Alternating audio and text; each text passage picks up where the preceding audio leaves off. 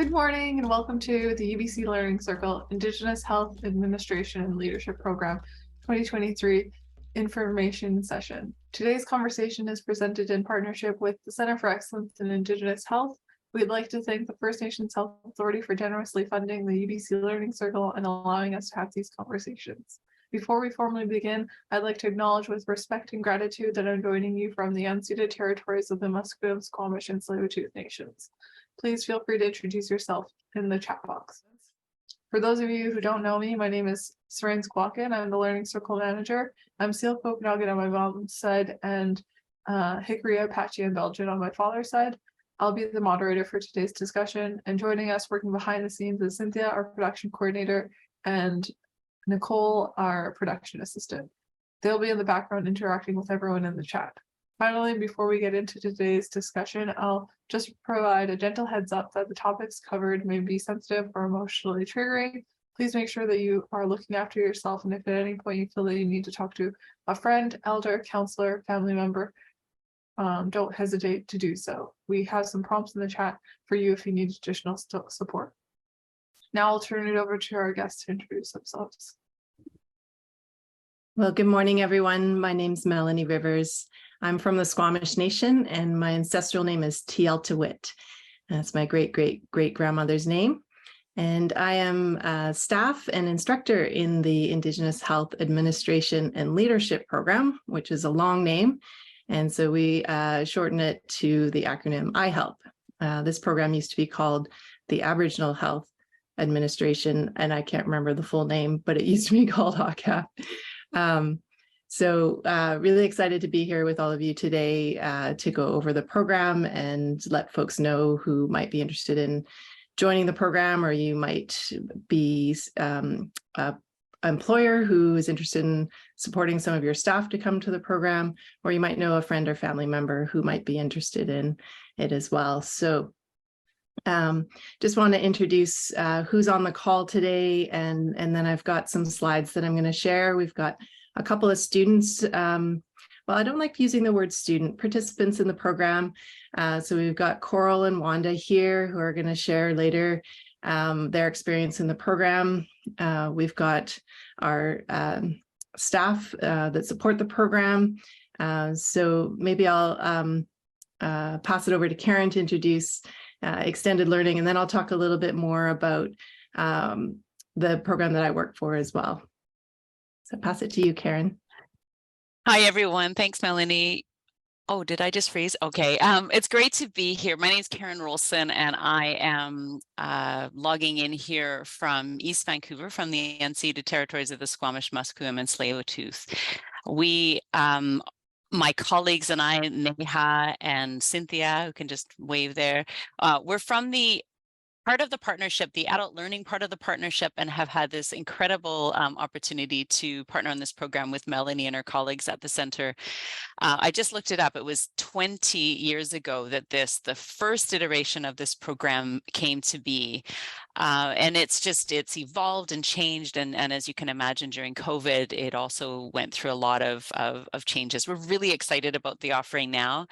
In extended learning, our work is to help adult learners like yourselves to make career changes or to augment the skills you have, and this program does this beautifully. So really pleased to have you here. Great to see the numbers coming in, and excited to hear more about what we'll share with you. Thanks, Melanie. Thanks, Karen. So I work at the Center for Excellence in Indigenous Health, who also hosts the Learning Circle, and we're an amazing team of Indigenous staff and allies, and delivering a number of Indigenous health education programs like the IHALP program. So I develop curriculum there, and I also teach and instruct Indigenous health programs as well. So going to pull up our slides now, and I'll go through. I just want to also, before I get into the slides, just also let you know where I'm calling in from. I'm calling in from my community, Squamish First Nation. I'm calling in from our ancestral lands. I just want to acknowledge our ancestors and our families, our elders, our leaders. And our Center for Excellence in Indigenous Health is located at the Vancouver UBC campus. So we'd like to honor and acknowledge our Musqueam relatives whose land we're on there. So I'm going to go through a few slides here. We've got, so just to overview the program, and we will have a Q&A at the end as well. If you have questions about the program or how to apply to the program, we'll leave time for that. We'll also walk you through exactly where to go and how to apply. So the program really has been designed to promote the health and wellness of Indigenous people. That's the underlying goal. Many of us are passionate about Indigenous health work. I've been working in Indigenous health for 25 years now. Makes me feel old. But our participants in the program are very passionate about promoting the health and wellness of Indigenous people. And so the program's there to support communities, and then also the participants in their own careers and their own growth as they go through the program. So it's rooted in the core values of resiliency, culture, and Indigenous perspectives, really focus on our strength and our resilience of our people and of our participants that are in the program. So we have our teachings and our songs and our circles and our elders, and that's the basis of our program. Okay, so Karen mentioned our partnership of being 20 years, which is amazing. I think it's really important to highlight partnerships with allies, that we have a really strong, mutually respectful partnership. And that is important to show in these days, because it's not always easy doing this work, and having partners that understand Indigenous people and the history and current realities that our people are facing. So very grateful for the partnership and the success of the program over this long-standing time period. So I said we're centered on Indigenous approaches and traditional teachings. So every course, every lesson, every class, the readings, everything is centered on how this applies to Indigenous people. It's really rare to have this kind of program in a post-secondary setting. And so we're really proud to have that, and to be able to create that safe space for Indigenous people to come and learn in a post-secondary setting. Okay, so we do our best to create a safe environment, culturally safe environment for learning. And as I mentioned,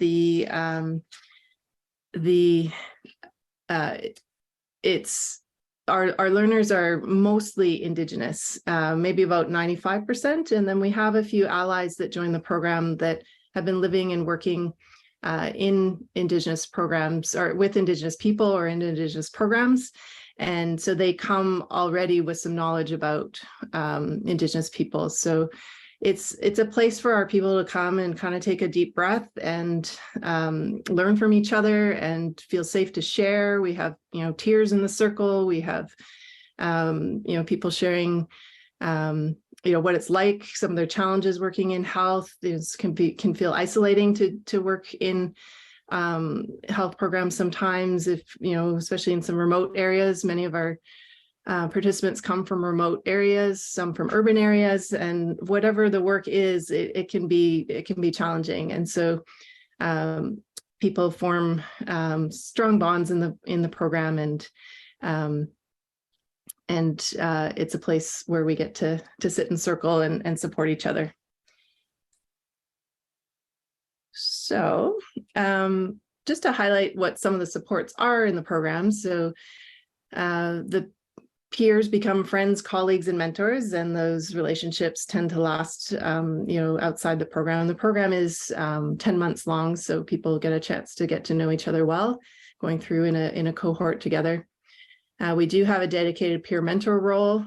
So it's someone who's been through the program in the past and is also working in Indigenous health settings. And we have elders who participate in circles and ceremonies. We've got our Auntie Doris here today, who's going to share a few words with you all. I'll pass it over to her at some point in the session.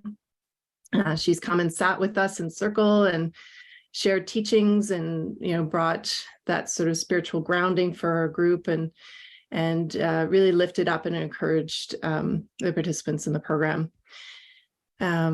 Staff and instructors to guide you along the way, flexibility when life throws challenges. Many of our participants are balancing work, family, crisis in their family or in their work, and so we do have some flexibility around that. We have a list of mental health supports that are geared for Indigenous people, and we have learning resources as well.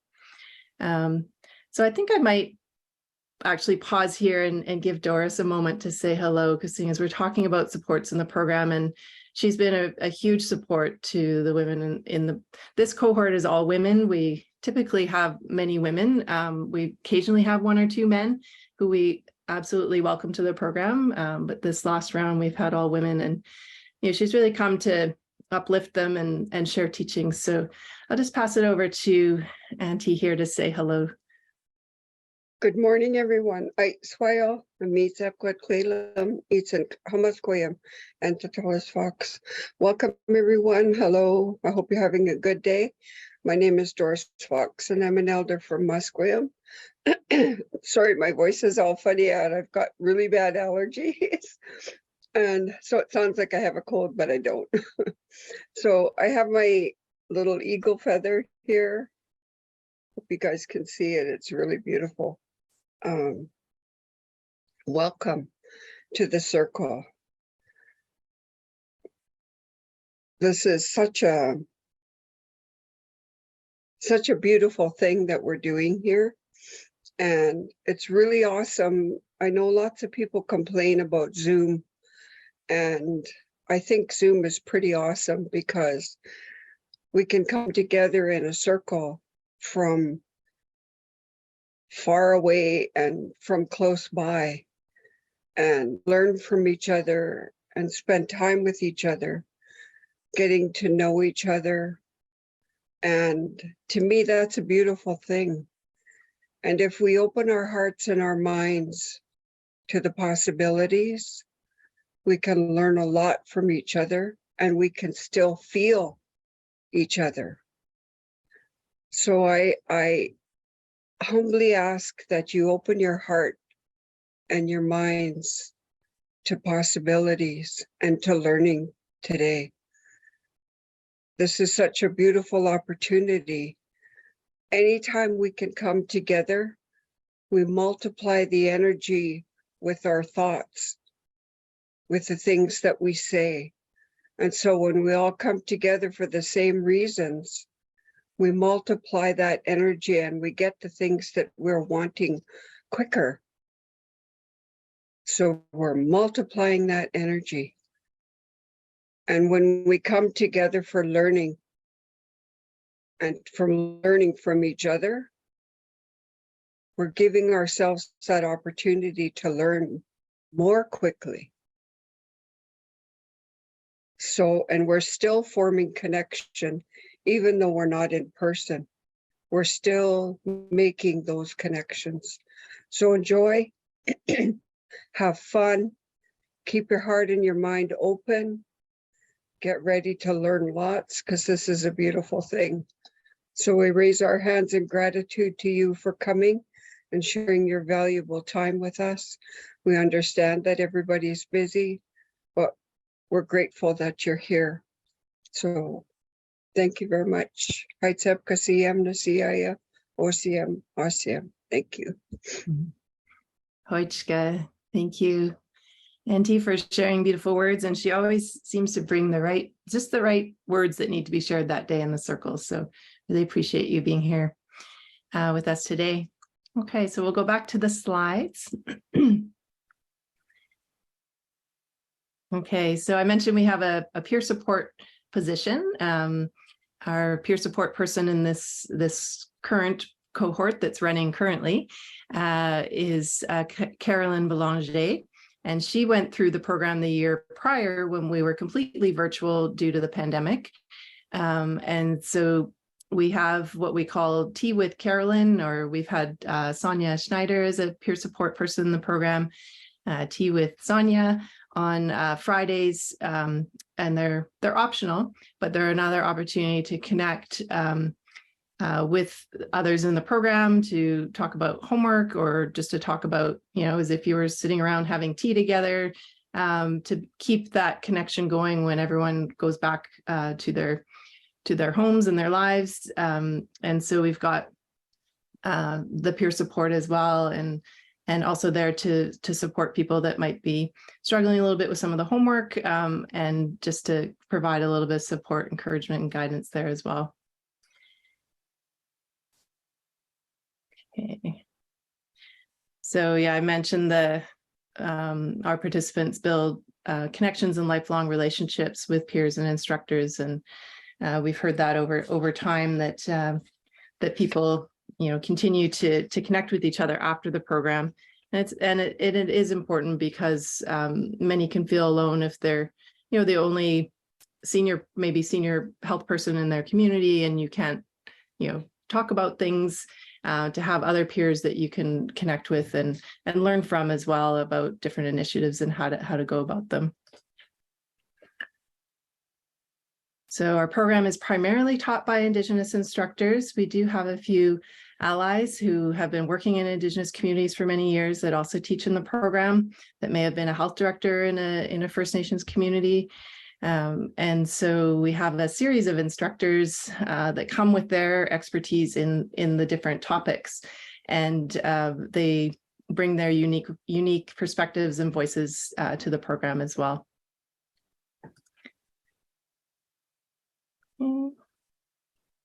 So we'll talk about important dates at the end as well, but the program we're accepting applications right now. So, if you're interested in applying now, you can submit your application. We are doing an early application review on March 10th.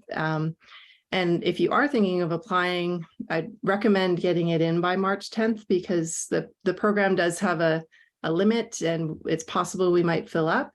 And to make sure you answer all the questions in the application, so that so we feel like we've got a good sense of why you're interested in the program and how it might benefit you and the people and communities that you work with.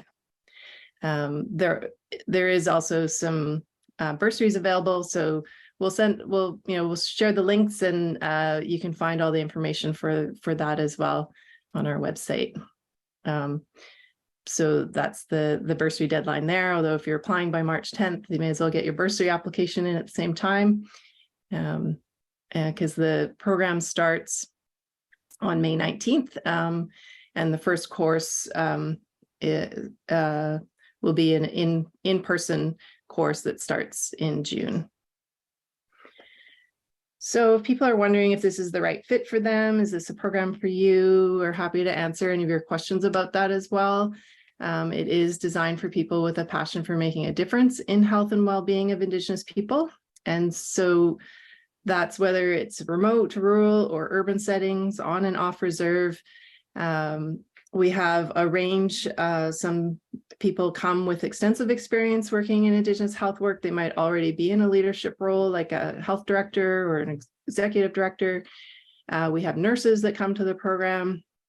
And then we have people that are just starting out in health, or maybe they've worked with Indigenous communities in the past in a different area, and now they want to move into working in health. We have First Nations, and Métis. We have had an Inuit nurse join the program recently, and we have a few non-Indigenous allies that join the program that do have already come with experience working and living with Indigenous people.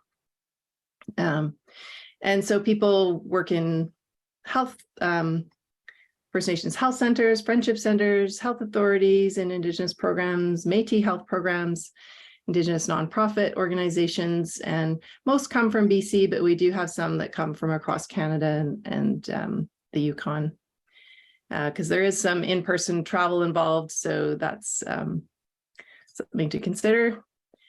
This is our current cohort. we just had the most powerful circle in September. I think because of the pandemic, many of us were really craving to be sitting in person and circle together. And so when we had Auntie Doris come, and I just still get shivers thinking about the strength and support and power of that circle. It was all Indigenous women in this group, and it was beautiful. So there are 5 courses in the program. And I see someone asked if we can ask questions now. We're going to hold the questions till the end. And so I'll finish this little part, and then we're going to have our current participants share a bit about what it's like to be in the program. So this is an overview of the entire program. So each of these bullets here is an entire course. I'm not going to describe each course separately because that might be a bit tedious, but you can find the information on our website. So we've got a course that's specifically about communication and leadership skills. And leadership can come in many forms. So it might be, being in a formal leadership role in management or as a director, and it might be people that are working as a program coordinator. It doesn't have to be formal leadership roles, but it also might prepare people to move up in their roles. There's an entire course called Fundamentals of Health Administration, and it's really into the nuts and bolts of like hiring staff, retaining staff, and doing that in ways that work with Indigenous values and the skill sets that's needed to work with Indigenous people. That's such an important thing that's not really acknowledged in non-Indigenous settings. The really unique skill set that it takes to work with our people.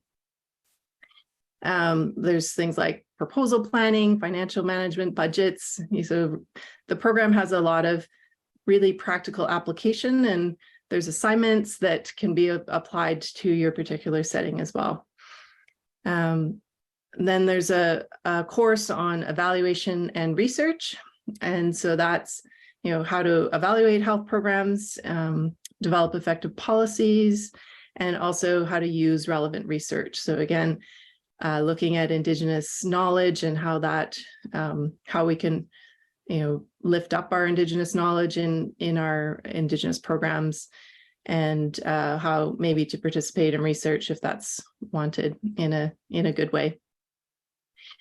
Then there's a course on information management, and we have it's actually the first course is Indigenous perspectives, teachings, and traditional healing into health programming. So that's sort of the basis, and that weaves and threads through all the courses, looking at our teachings around what is traditional health, and how have our communities done that? How can we do that in our current day settings?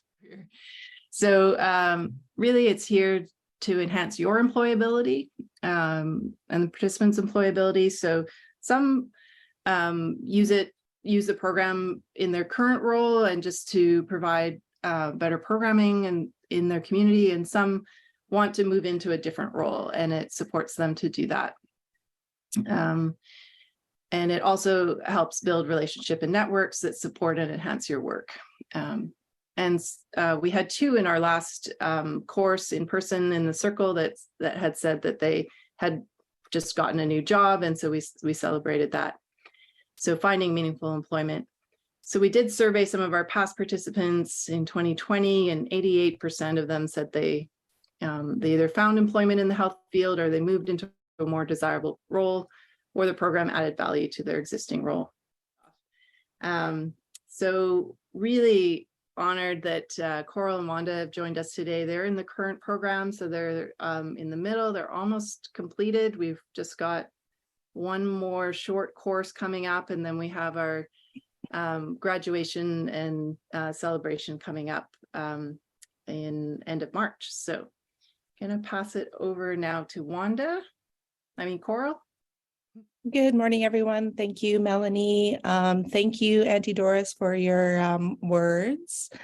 I just want to take a couple of minutes to talk about my experience about being in the program and how much it's benefited my role. I work as a trauma healing program coordinator for 14 First Nations on the North Vancouver Island.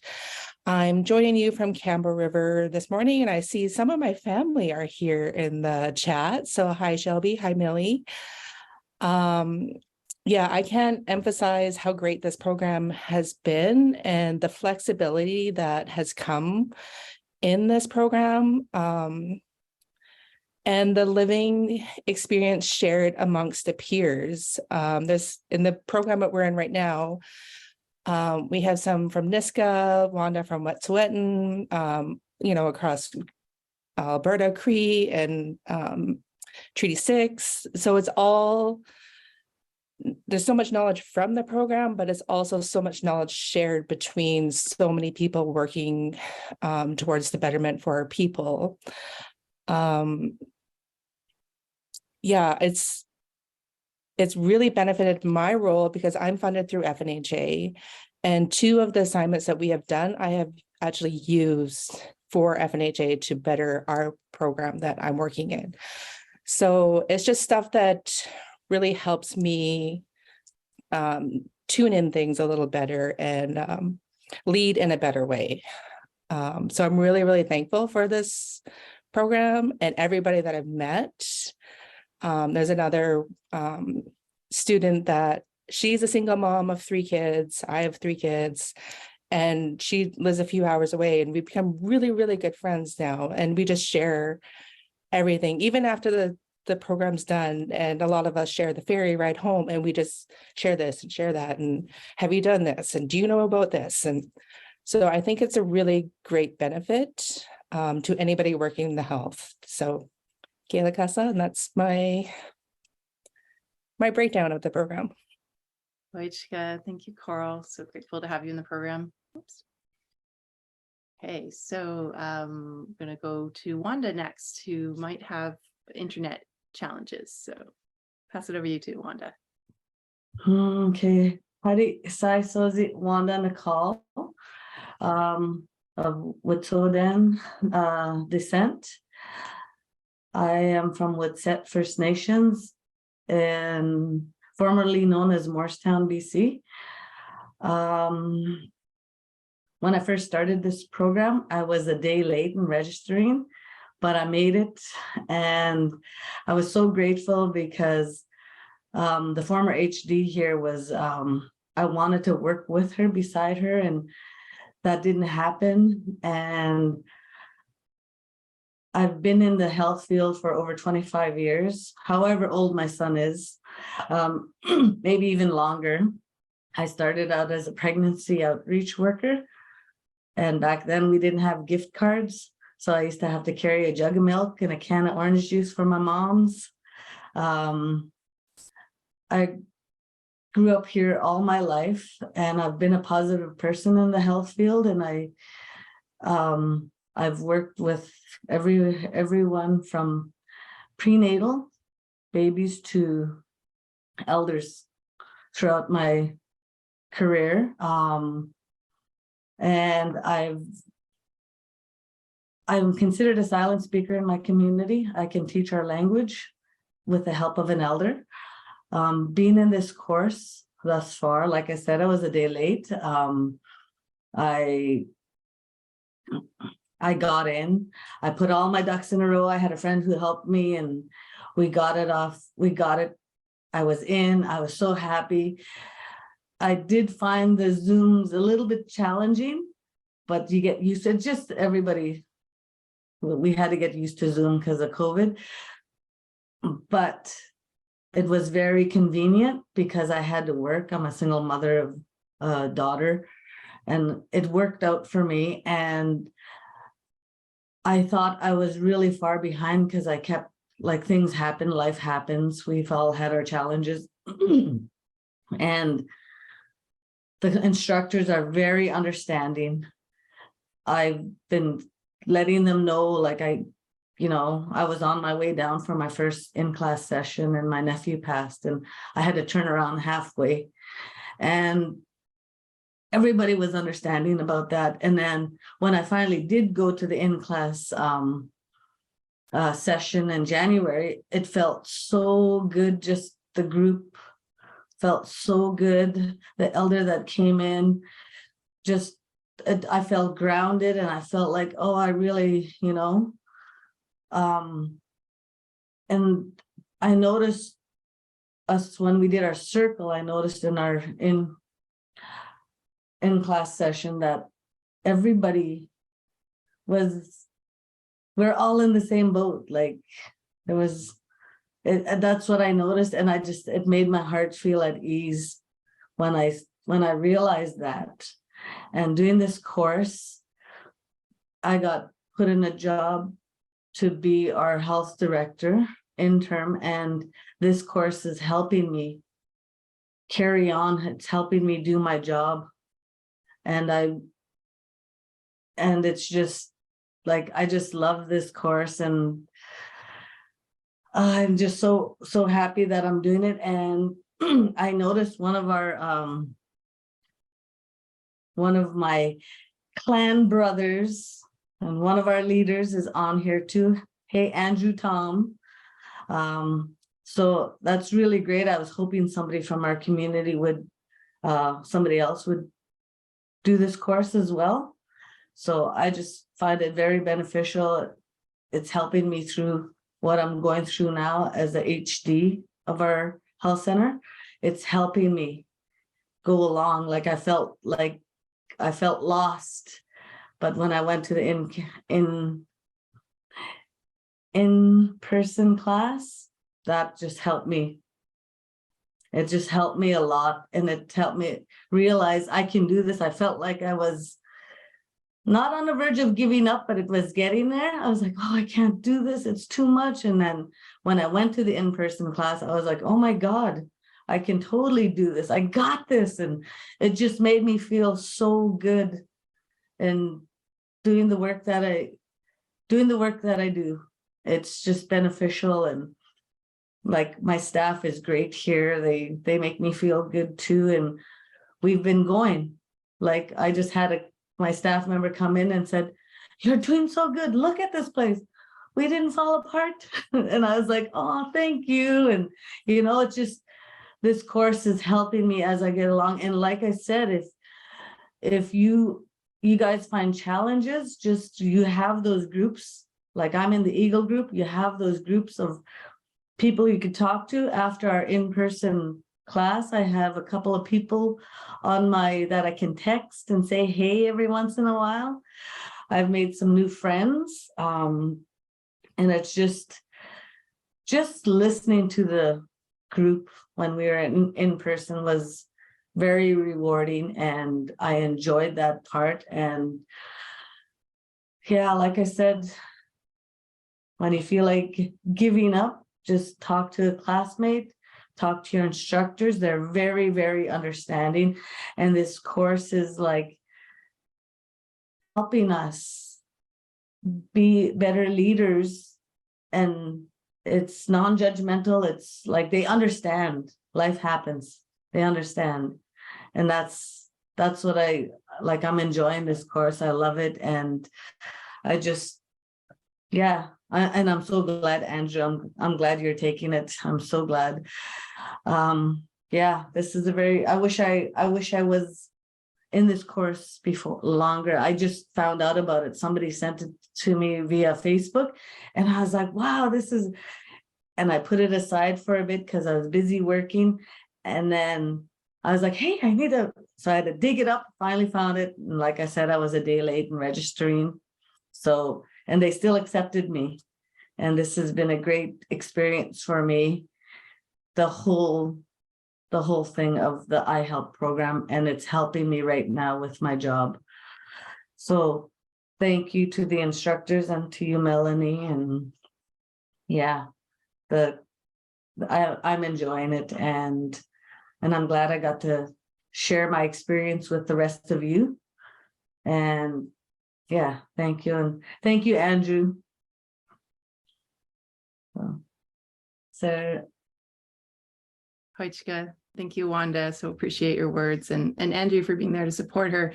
I'm so proud of all the participants and what they bring to the circle. I'd say a lot of the learning comes from each other. And what I've noticed a lot about people that work in Indigenous health is they're givers, and they give a lot to their communities, a lot of their time and their energy. And so part of this program too is about learning how to find that balance and to support each other in the work, and to get refreshed, and to learn, and lift each other up when that's needed as well. So Hoichka, to you both for being here. And next we're going to share a video from Carolyn. And so Carolyn, as I said, went through the program during the pandemic when we went fully virtual. We've got a blended format now where there's some in-person classes, some virtual.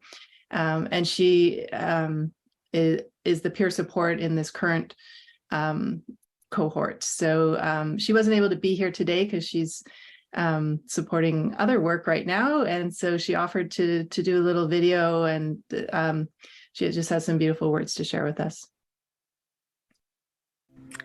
Thanks for this opportunity to share my experience being a part of the Indigenous Health Administration Leadership Program.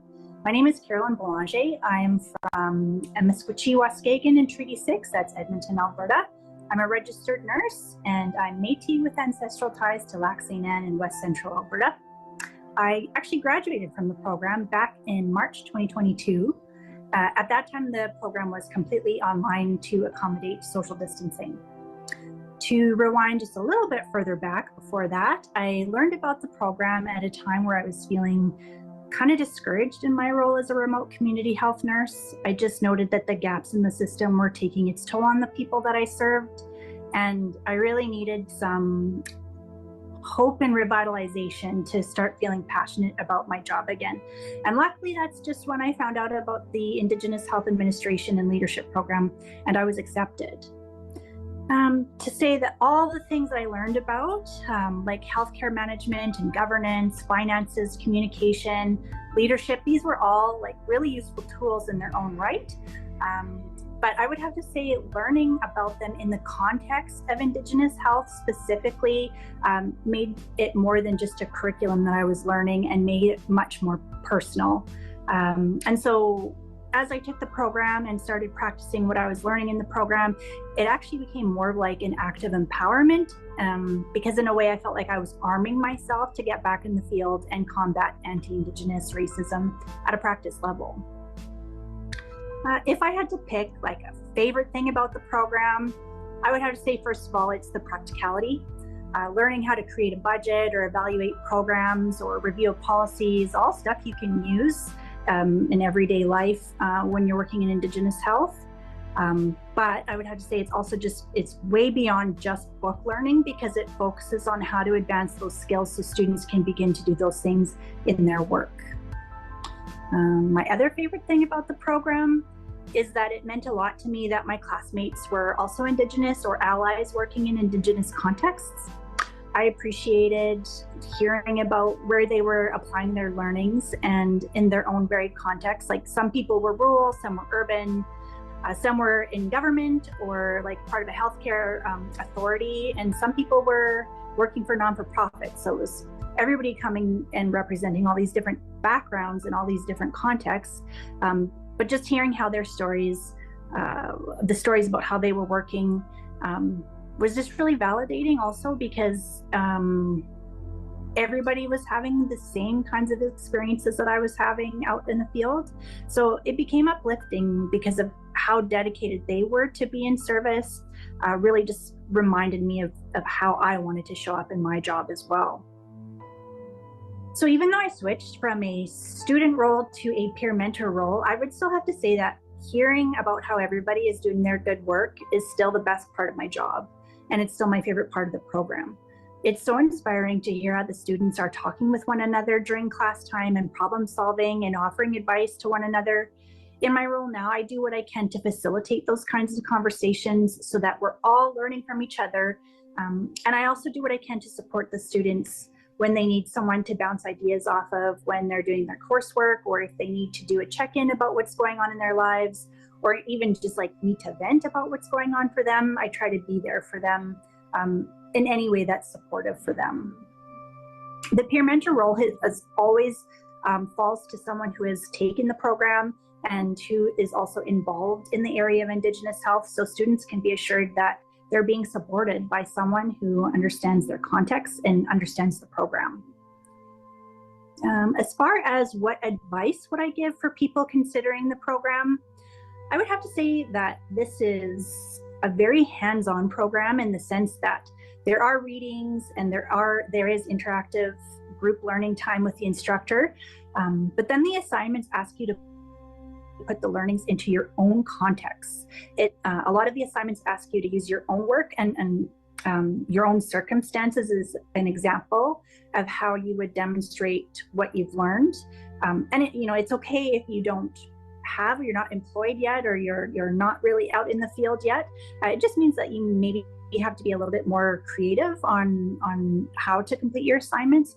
But regardless of your employment situation, if you decide to commit to the program, it means prioritizing the learning and the assignments so that you get the most out of the program. It's easy to let life pull you away from the program, but really you get out of it what you put in. So if you're going to go for it, find a way to really commit. Carve out that time in your schedule, ask for that education leave, whatever it takes. You won't regret it. The hard work does pay off. Having the program listed on your CV or resume, or being able to talk about what you've learned in the program in a job interview really instills like a sense of self-confidence so that you can qualify for that dream job or do the job you have in a more capable way. Lastly, I want to bring up the amazing faculty. The instructors deliver really thoughtful content, and they want you to be able to use it in real life. So they provide really helpful feedback on your assignments and make themselves available to be supportive if you're having any kind of trouble with the assignments. They are also really responsive to student feedback about what's working well in the program and what could be improved. Students' requests are considered, and things can be changed based on group consensus. So for example, when we were doing everything online, because we had to during COVID, there was a group consensus that some in-class time would be really helpful. However, not everybody could necessarily accommodate a full course of being in person. So that's when they decided to split the content online and in person. That's all based on student feedback. So it's good to know that the program is really responsive to the needs of the students. It's meant to support you so that you can do the work in the field and support our Indigenous people. That's what it all comes down to. So it's a great opportunity, and if you think it would support you in your healthcare delivery journey, then don't hesitate to apply. Thanks. All right, well, thank Carolyn. I'll be seeing her on Monday, so I'll thank her on behalf of all of us for sharing her words with us today. So I'm going to skip ahead a few of these slides here. So this is the description of each course, which you can find on the website. But I wanted to talk a bit more about what you need, education experience you need to apply to the program. So we welcome learners from all variety of backgrounds, and there is a real range in the group. So some have grade 12, some have different diplomas, some have a bachelor's, some have master's. So it's a real range in terms of education background. And then in terms of Indigenous people in the program, many of our people are on different parts of their journey of learning about their own culture or their identity and teachings. So that is a whole range as well. We've got some that are at the beginning of reconnecting to their ancestry or to their teachings, and some that have really strong cultural teachings, been living in their community for many years. So there's that beautiful range as well. And so you do need internet access. Some smaller communities I know struggle a bit with internet access, but we do have virtual synchronous classes, so that is something that's needed. And then in terms of doing the assignments, having word processing or access to a computer to submit your assignments. That way, we do have an option too that participants can do a video or audio recording for some of their assignments. And then having some experience in Indigenous healthcare program or facility. So some have many years, some are just starting, and some may have already been working in Indigenous communities or organizations, but not in the area of health, and they're wanting to move into that area. And then a willingness to contribute to group discussions and projects and encourage other participants. That's a huge part of the program. So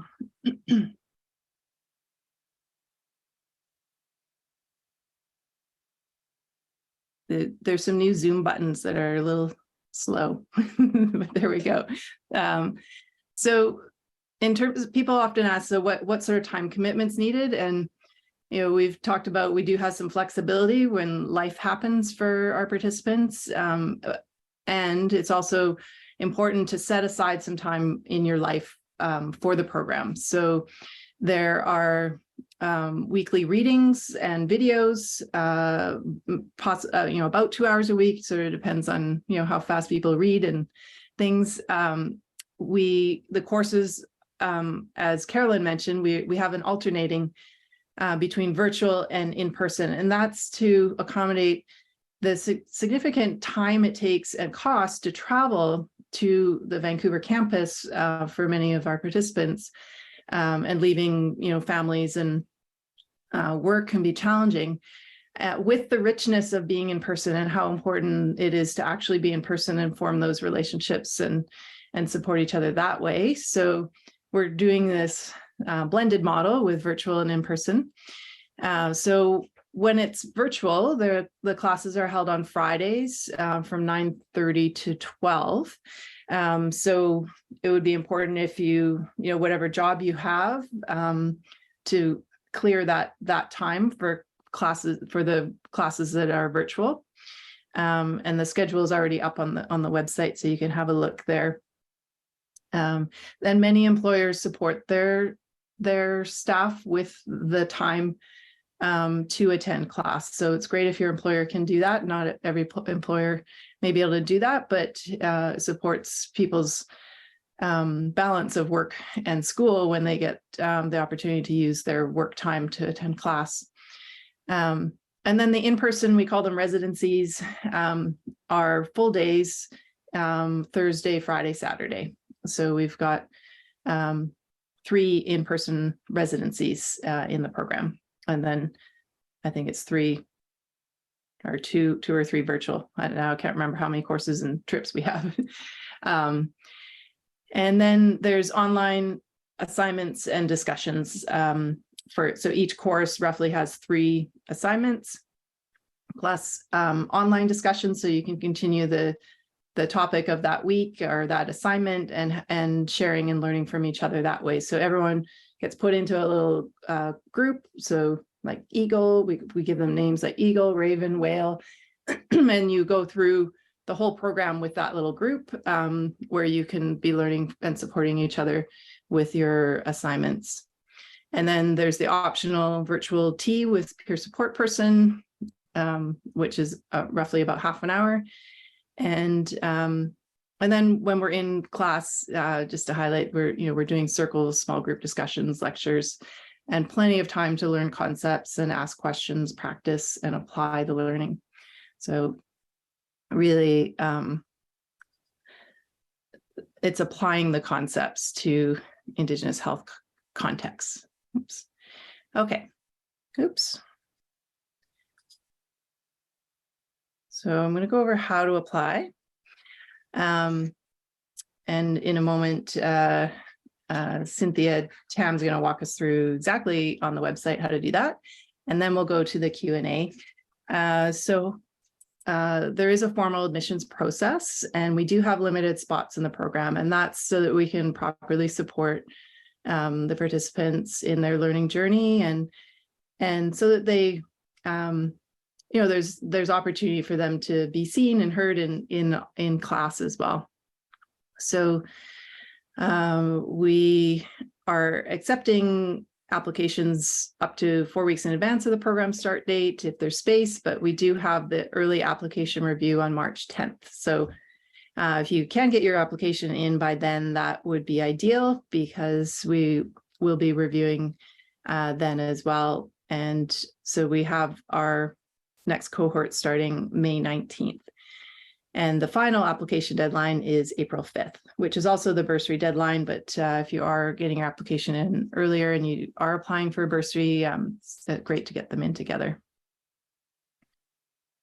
So we have a committee that reviews the applications and the how participants are selected. So we're looking and welcome a wide range of backgrounds. So we're considering the person's passion for contributing to Indigenous health and wellness, alignment of your interests and goals with the program approaches and learning objectives. So you can see those on the website.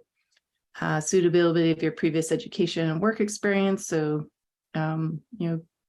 being from, working with Indigenous people in the past, and your potential to benefit Indigenous communities. And then we'll notify people over email regarding acceptance to the program.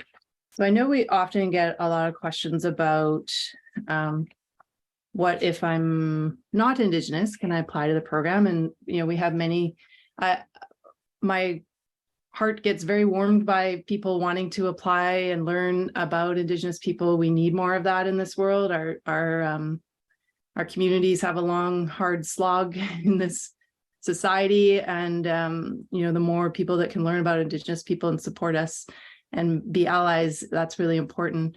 And then I'll also say that this program is set aside for Indigenous learners, and it's a rare thing in a post-secondary setting to have this really safe space that's really designed for Indigenous learners.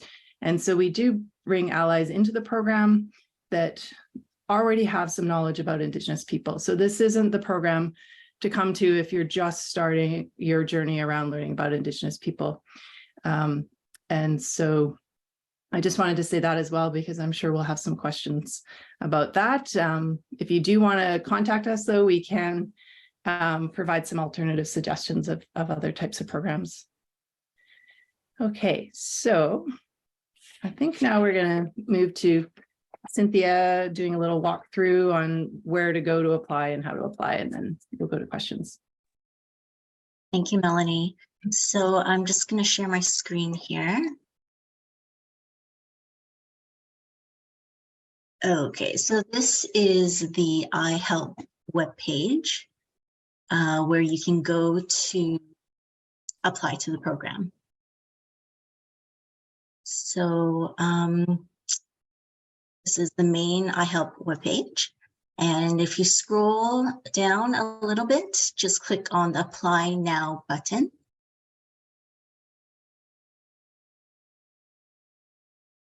And this will take you to the online application form.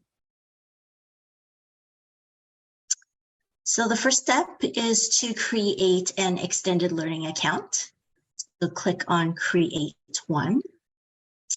And once that's done, you just have to go back to this online application form and fill in the required fields. So the first section is your personal information. And then we have your educational background,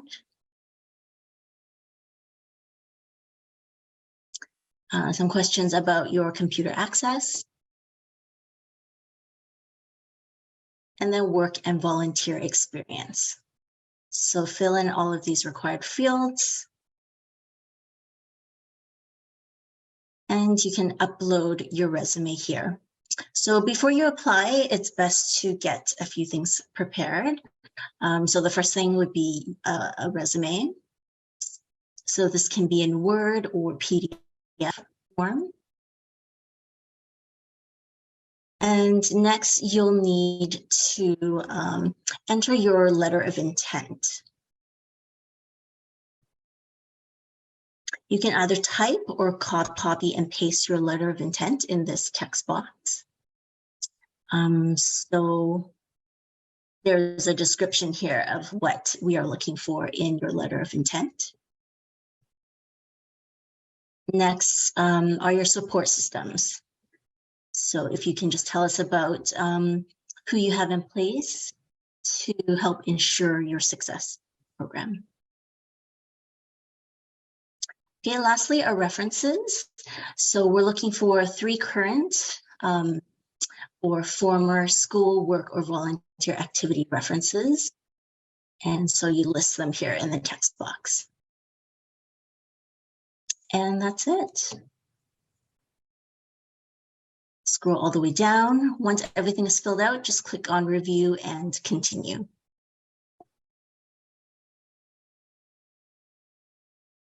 Okay, and so that's it. The application deadline, as Melanie said, is April 5th. But if you can submit your application by March 10th, then you'll be eligible for consideration in the early review process. If you've already applied, you'll hear from us after March 10th. Great. Thank you, Cynthia, for walking us through that. And I think if for those that are thinking of applying, just really making sure you answer all the questions is helpful for us when we're reviewing them. And then I mentioned that there are some bursary supports available. And so the application forms are also on the website for that. So same thing, they're due on April 5th, but if you are applying for the March 10th early review, great to get that in then as well. And so many of the participants find funding from a multitude of sources, some personal, some from their employer, some from their nation, and then some reach out for some bursary funds as well. So we'll go into Q&A now, and had a chance while folks were chatting to look through the chat and through some of the questions as well. So, Sarain, I don't know, do you want to read out some questions and I'll answer? Yeah, of course. Yeah, I got just have a few here. The first one is, how many people do you accept into the program?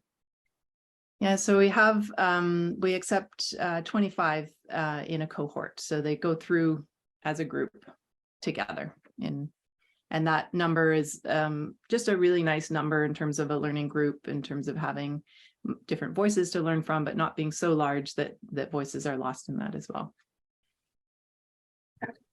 Thank you for that. Our next question is, will there be other options for start dates? I would like to take part, but the start date is an issue for me. If I don't live in Vancouver, is the course either residency or virtual? Is there an option to take IHALP just virtually? Great, thanks for the question. So it is a cohort that starts and goes through the program together. So we have 1 intake per year. And so there isn't really flexibility with the time frame there in terms of starting. But you'd be welcome to look again the future year. We do have another program that our Center for Excellence in Indigenous Health runs called the Indigenous Public Health Institute. And that they, rather than do a cohort with that program, they accept applications for each time they run 2 courses at a time. So that's another option if you're interested in looking at some other Indigenous health programs as well. And that's a certificate program as well. So maybe we can pop the link there in the chat for that one. And then in terms of the virtual and in-person, the in-person is a mandatory part of the program, because that's really where the relationships connections happen. And so we're doing this blended where we also have some of the courses are virtual, but everyone's virtual at that time. So it's quite challenging. I know there's, as we evolve in our virtual worlds, people are getting more and more used to Zoom, and some programs do have that where, people are virtual and some are in the room. But due to really our cultural approach to this program and, sitting in circle, having ceremony, it's challenging if you're not actually in the room to do that when we have the in-person parts. So that in person is an important part to consider. So if you are, coming from a further location or have to travel, there are 3 trips throughout the year. So those are spaced out. We've actually looked at the COVID cold season in terms of outlining when our programs are in person and when they're virtual, but also travel and winter. So the in-person courses are in June, September, and March. And then the other ones are virtual kind of through that fall winter season when the travel's not as easy and when, often many of us get sick. So because we have, with COVID, it's people really can't be in the room if they have a cold or, not sure if it's cold or COVID. And so that makes it challenging in terms of the season. So we're trying that out. We always look to see what's working and what's not in terms of our, people coming to the program and what it's like to do some courses in person and some virtual. And it opens up the opportunity when we do some virtual for more to be able to afford the program and to come. And that in-person part is really valuable and is a mandatory part. Thank you. Our next question is, would there be opportunities to learn about the challenges Indigenous peoples face in Canadian healthcare systems? Would the course be a good fit for myself, especially when dealing with First Nation issues in urban areas? So is that a non-Indigenous person? Yeah. So I mentioned that a little bit as I was talking about applying to the program, that if someone already has some knowledge and experience working with Indigenous people, then we do bring in allies into the program. But if this is your first opportunity to learn, that this isn't the right program, because we really kind of protect that space for Indigenous learners to not have to be the educator or not have to explain their history, culture, background to people that don't already have that knowledge. But if, as I said, you can always email us and we can make some other suggestions of other programs that might be a better fit. Thank you. Our next question is, when do you find out if you got accepted into the IHALP program? So we'll have the early application review March 10th. So shortly after March 10th, so the deadline will be to submit by then, and then we have a little committee that reviews the applications. And really important you answer all the questions in the application, or we might have to sort of come back with some questions. So we'll be contacting folks that apply before the March 10th then. And then April 5th is the final application deadline. So shortly after that, we do our best to review them very close to the deadline so that we can be notifying people as soon as possible so that they can, start to prepare their lives and time and funding for the program. Our next question is, do you have interim placement positions after graduation for students with employers? We don't have that. We do have our peer support position that is a paid contract position, but we sort of bring people into our fold in terms of the Center for Excellence in Indigenous Health as well, and some folks. We have communications that go out around different jobs that are available and things like that. So there's that, but the program itself doesn't have formal internships with employers. Thank you. Our next question is, are these courses academic credits? Is there a master's program at UBC that these courses can be bridged to? Great question. So the program is housed at Extended Learning, which is a non-credit certificate. Karen might be able to describe it better than me, but so it's a certificate from UBC for the program, but formally the courses don't apply to credit to other programs, but we are working on different pathways where the program could ladder into some other programs, like other master's program, but that's still a little bit early days on that. And so, as we evolve that, we'll have more to share. Thank you. Our next question is, the person is curious how many folks typically apply, and they're also curious, do the outcomes for learners between this program and the Indigenous Public Health program differ in terms of job opportunities and hireability? Wonderful question. It varies year to year. I think actually when we ran the virtual run of the program, and people were still a little more in lockdown, we had higher numbers of people apply, partly because there was no travel costs. So then it was just the tuition cost for the program. And so that enabled more people to be able to apply. I can't remember how many we had applied that year. It was maybe somewhere around 40. And then last year was the first time we did the hybrid virtual in-person. Maybe we had about 30 apply, I think. So that's roughly about how many apply. And then the Indigenous Public Health Institute. So we can connect you as well with our program lead for that program if you have more questions about it. I know a little bit about it, and then we can put the website link there if someone hasn't already to the institute. But that one's a graduate certificate, and some of the credits, I believe, from that program can transfer to some other programs like the Masters in Public Health. So that's something to consider with that one. And in terms of employer, as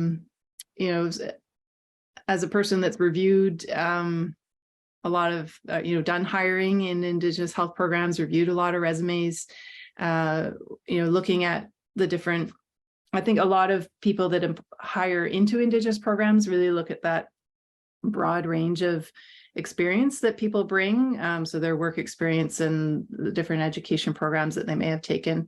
And I see many of our people and many in our IHALP program that take multiple diplomas or trainings, certificates, and those are all strengthen an application. So, looking at a Indigenous health program that someone's gone through that's geared for Indigenous health program, that's really going to strengthen your opportunity to apply to different jobs. And whether an employer looks closely at whether it's a graduate certificate or a non-credit certificate, I'm not sure employers look that closely, to be honest. People look really quickly at resumes.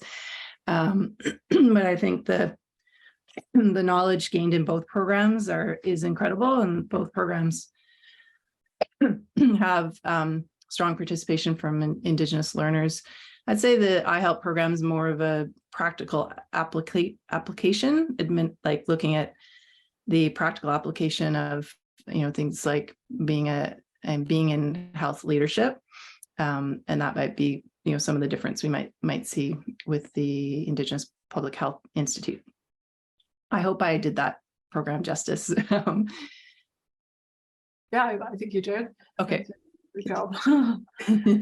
Our next question is, how often are the in-person portions of the program? How often? So the upcoming first course and second course are going to be in person. So in June for 3 days, Thursday, Friday, Saturday, and then going back and doing assignments online. And then September, same thing, in-person residency, beginning of September. And the schedule is on the website, so you can have a look there. And then going back and doing assignments virtually. And then the next 3 courses are virtual. So those are Friday mornings, spread out over a few weeks. the courses are different lengths. And then the last in-person residency would be in March. And that is sort of integrating everything, getting a chance to visit an Indigenous health organization. This round, we're going to Kalalalalem, the downtown east side. And then we have graduation ceremony in the UBC Longhouse, which is a beautiful space to celebrate. So 3 in-person trips, and then the rest virtual. Great. And our last question is, the person is an Indigenous junior faculty member in social work. They were at UBC for several years and are now located in Ontario. Would the application be considered? Sorry. Yeah. Please feel free to email us, and I can explore a little bit more with you about your application if you want sort of more of an answer before spending the time to put your application together. But I think what's really important is looking at those questions like, are you interested in working in Indigenous health programming? Is that something you're currently thinking of doing? And what's your passion in that area? And because we're looking at potential as well, like people's potential to be contributing to Indigenous health programming. So I hope that answers your question. But just looking at each of the pieces in the application form, and we're looking for people's passion and potential to work in Indigenous health, but also the supports that they have in their lives to go through the program, because there can be some intensity of, doing classes, doing assignments, dealing with family, work, life, etc. So we also look to see that people have outlined supports that they have available and that they're able to set aside time to do the program. So this would be sort of the key things we're looking for. Thank you. That was our last question. Okay. So thank you to all our guests and for everyone joining us today. And thank you so much, Melanie, Cynthia, Wanda, Coral, Doris, Neha, and Karen. It was for the amazing discussion. It was great to learn about how much the program makes an impact on students and their careers, more about the program in the upcoming year, and how to apply and where to apply for the IHALP program. Just before we end the webinar, we'd love to bring your attention to our upcoming UBC Learning Circle webinars. We have Art Makes Tangible the Pain Inside Our Bodies. That's on February 28th. That's with Sharifa Marsden, 10 a.m. And then Dancing Through an Indigenous Woman's Journey Through Cancer. That's on March 6th at 10 a.m. Pacific Standard Time. And then A Poem is a Possibility with Rena Priest. That's on March 14th at 10 a.m. Pacific Standard Time. And sign up for our website, sign up for our newsletter. The link will be in the chat. All our webinars are free to sign up for on our website at www.learningscircle.ubc.ca. And thank you everyone for joining us today. We look forward to seeing everyone at our next Learning Circle. Limland, thank you. Quite good, thank you.